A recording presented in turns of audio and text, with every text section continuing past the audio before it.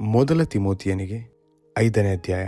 ತಿಮೋಥಿಯನು ಸಭೆಯರೊಳಗೆ ಆಯಾ ತರದವರ ವಿಷಯದಲ್ಲಿ ನಡೆಯಬೇಕಾದ ರೀತಿ, ವಿಧವೆಯರ ಸಂಬಂಧವಾದ ಕ್ರಮಗಳು, ವೃದ್ಧನನ್ನು ಗದರಿಸದೆ ತಂದೆ ಎಂದು ಭಾವಿಸಿ ಬುದ್ಧಿ ಹೇಳು, ಯೌವನಸ್ಥರನ್ನು ಅಣ್ಣ ತಮ್ಮದರೆಂದು, ವೃದ್ಧ ಸ್ತ್ರೀಯರನ್ನು ತಾಯಿಗಳೆಂದು, ಯೌವನ ಸ್ತ್ರೀಯರನ್ನು ಪೂರ್ಣ ಶುದ್ಧ ಭಾವದಿಂದ ಅಕ್ಕ ತಂಗಿಯರೆಂದು ಎಣಿಸಿ ಅವರಿಗೆ ಬುದ್ಧಿ ಹೇಳು. ದಿಕ್ಕಿಲ್ಲದ ವಿಧವೆಯರನ್ನು ಸಂರಕ್ಷಿಸು. ಆದರೆ ಒಬ್ಬ ವಿಧವೆಗೆ ಮಕ್ಕಳಾಗಲಿ ಮೊಮ್ಮಕ್ಕಳಾಗಲಿ ಇದ್ದರೆ ಅವರೇ ಮೊದಲು ತಮ್ಮ ಮನೆಯವರಿಗೆ ಭಕ್ತಿ ತೋರಿಸುವುದಕ್ಕೂ ತಂದೆ ತಾಯಿಗಳಿಗೆ ಪ್ರತ್ಯುಪಕಾರ ಮಾಡುವುದಕ್ಕೂ ಕಲಿತುಕೊಳ್ಳಲಿ. ಇದು ದೇವರ ದೃಷ್ಟಿಯಲ್ಲಿ ಮೆಚ್ಚುಗೆಯಾದದ್ದು. ದಿಕ್ಕಿಲ್ಲದೆ ಒಬ್ಬಂಟಿಗಳಾಗಿರುವ ವಿಧವೆಯು ದೇವರ ಮೇಲೆ ನಿರೀಕ್ಷೆಯನ್ನಿಟ್ಟು ಹಗಲಿರುಳು ವಿಜ್ಞಾಪನೆಗಳಲ್ಲಿಯೂ ಪ್ರಾರ್ಥನೆಗಳಲ್ಲಿಯೂ ನೆಲೆಗೊಂಡಿರುವಳು. ಆದರೆ ಭೋಗಿಯಾಗಿರುವ ವಿಧವೆಯು ಬದುಕಿರುವಾಗಲೂ ಸತ್ತವಳೆ. ವಿಧವೆಯರು ನಿಂದೆಗೆ ಗುರಿಯಾಗದಂತೆ ಈ ಆಜ್ಞೆಗಳನ್ನು ಮಾಡು. ಯಾವನಾದರೂ ಸ್ವಂತ ಜನರನ್ನು, ವಿಶೇಷವಾಗಿ ತನ್ನ ಮನೆಯವರನ್ನು ಸಂರಕ್ಷಿಸದೆ ಹೋದರೆ ಅವನು ಕ್ರಿಸ್ತ ನಂಬಿಕೆಯನ್ನು ತಿರಸ್ಕರಿಸಿದವನು, ನಂಬದವನಿಗಿಂತ ಕಡೆಯಾದವನು ಆಗಿದ್ದಾನೆ. ವಯಸ್ಸಿನಲ್ಲಿ 60ಕ್ಕೆ ಕಡಿಮೆ ಇಲ್ಲದ ವಿಧವೆಯನ್ನು ವಿಧವೆಯರ ಪಟ್ಟಿಯಲ್ಲಿ ಸೇರಿಸಬಹುದು. ಅಂಥವಳಾದರೂ ಒಬ್ಬ ಗಂಡನಿಗೆ ಮಾತ್ರ ಹೆಂಡತಿಯಾಗಿದ್ದವಳು, ಸತ್ಕ್ರಿಯೆಗಳನ್ನು ಮಾಡುವವಳೆಂದು ಹೆಸರುಗೊಂಡವಳು ಆಗಿರಬೇಕು. ಆದರೆ ಮಕ್ಕಳನ್ನು ಸಾಕಿದವಳಾಗಲಿ, ಅತಿಥಿ ಸತ್ಕಾರವನ್ನು ಮಾಡಿದವಳಾಗಲಿ, ದೈವಜನರಿಗೆ ಉಪಚಾರ ಮಾಡಿದವಳಾಗಲಿ, ಸಂಕಟದಲ್ಲಿ ಬಿದ್ದವರಿಗೆ ಸಹಾಯ ಮಾಡಿದವಳಾಗಲಿ, ಎಲ್ಲ ಸತ್ಕಾರ್ಯಗಳಲ್ಲಿ ಆಸಕ್ತಿಯುಳ್ಳವಳಾಗಲಿ ಆಗಿರಬೇಕು. ಪ್ರಾಯದ ವಿಧವೆಯರನ್ನು ಪಟ್ಟಿಯಲ್ಲಿ ಸೇರಿಸಬೇಡ. ಅವರು ಮದಿಸಿ ಕ್ರಿಸ್ತನಿಗೆ ಒಳಗಾಗಲೊಲ್ಲದೆ ಮದುವೆ ಮಾಡಿಕೊಳ್ಳಬೇಕೆಂದು ಇಷ್ಟಪಟ್ಟರು. ಅಂಥವರು ತಾವು ಮೊದಲು ಕೊಟ್ಟ ಭರವಸೆಗೆ ತಪ್ಪಿದರೆಂಬ ಅವಮಾನಕ್ಕೊಳಗಾಗಿದ್ದಾರೆ.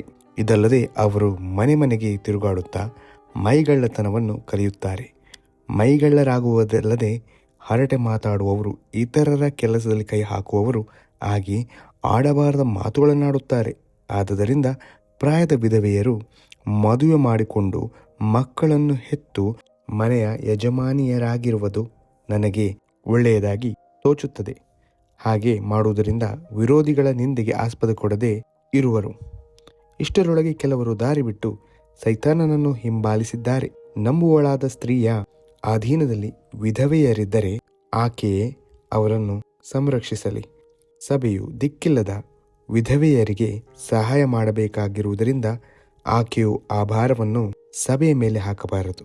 ಹಿರಿಯರ ವಿಷಯದಲ್ಲಿ ನಡೆಯಬೇಕಾದ ರೀತಿ, ಚೆನ್ನಾಗಿ ಅಧಿಕಾರ ನಡೆಸುವ ಸಭೆಯ ಹಿರಿಯರನ್ನು ಅವರೊಳಗೆ ವಿಶೇಷವಾಗಿ ಪ್ರಸಂಗದಲ್ಲಿಯೂ ಉಪದೇಶದಲ್ಲಿಯೂ ಕಷ್ಟಪಡುವವರನ್ನು ಇಮ್ಮಡಿಯಾದ ಮಾನಕ್ಕೆ ಯೋಗ್ಯರೆಂದೆಣಿಸಬೇಕು. ಕಣ ತುಳಿಯುವ ಎತ್ತಿನ ಬಾಯಿ ಕಟ್ಟಬಾರದೆಂತಲೂ ಆಳು ತನ್ನ ಕೂಲಿಗೆ ಯೋಗ್ಯನಾಗಿದ್ದಾನೆಂತಲೂ ಶಾಸ್ತ್ರದಲ್ಲಿ ಹೇಳಿದೆಯಲ್ಲ. ಸಭೆಯ ಹಿರಿಯನ ಮೇಲೆ ಯಾರಾದರೂ ದೂರು ಹೇಳಿದರೆ 2-3 ಸಾಕ್ಷಿಗಳಿದ್ದ ಹೊರತಾಗಿ ಅದನ್ನು ಮನಸ್ಸಿಗೆ ತೆಗೆದುಕೊಳ್ಳಬೇಡ. ಪಾಪದಲ್ಲಿ ನಡೆಯುವವರನ್ನು ಎಲ್ಲರ ಮುಂದೆ ಗದರಿಸು. ಇವರಿಂದ ಮಿಕ್ಕಾದವರಿಗೂ ಭಯ ಉಂಟಾಗುವುದು. ನೀನು ವಿಚಾರಿಸುವುದಕ್ಕೆ ಮೊದಲೇ ತಪ್ಪು ಹೊರಿಸದೆಯೂ ಪಕ್ಷಪಾತದಿಂದ ಏನು ಮಾಡದೆಯೂ ನಾನು ಹೇಳಿರುವ ಮಾತುಗಳ ಪ್ರಕಾರವೇ ನಡೆಯಬೇಕೆಂದು ದೇವರ ಮುಂದೆಯೂ ಕ್ರಿಸ್ತ ಯೇಸುವಿನ ಮುಂದೆಯೂ ಆಯಲ್ಪಟ್ಟಿರುವ ದೇವದೂತರ ಮುಂದೆಯೂ ಖಂಡಿತವಾಗಿ ಹೇಳುತ್ತೇನೆ. ಅವಸರದಿಂದ ಯಾರ ತಲೆಯ ಮೇಲಾದರೂ ಹಸ್ತವನ್ನಿಟ್ಟು ಸಭೆಯ ಉದ್ಯೋಗಕ್ಕೆ ನೇಮಿಸಬೇಡ. ಹಾಗೆಯೇ ನೇಮಿಸಿದರೆ ಮತ್ತೊಬ್ಬರು ಮಾಡಿದ ಪಾಪದಲ್ಲಿ ನೀನು ಪಾಲುಗಾರನೆಂದು ತೋರಿ ಬಂದೀತು. ನೀನು ಶುದ್ಧನಾಗಿರುವ ಹಾಗೆ ನೋಡಿಕೊ.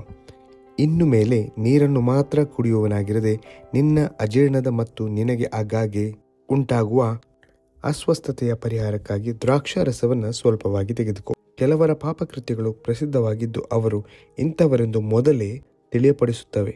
ಬೇರೆ ಕೆಲವರ ಪಾಪಕೃತ್ಯಗಳು ಮರೆಯಾಗಿದ್ದು ತರುವಾಯ ತಿಳಿದು ಬರುತ್ತವೆ. ಹಾಗೆಯೇ ಕೆಲವರ ಸತ್ಕ್ರಿಯೆಗಳು ಪ್ರಸಿದ್ಧವಾಗಿವೆ.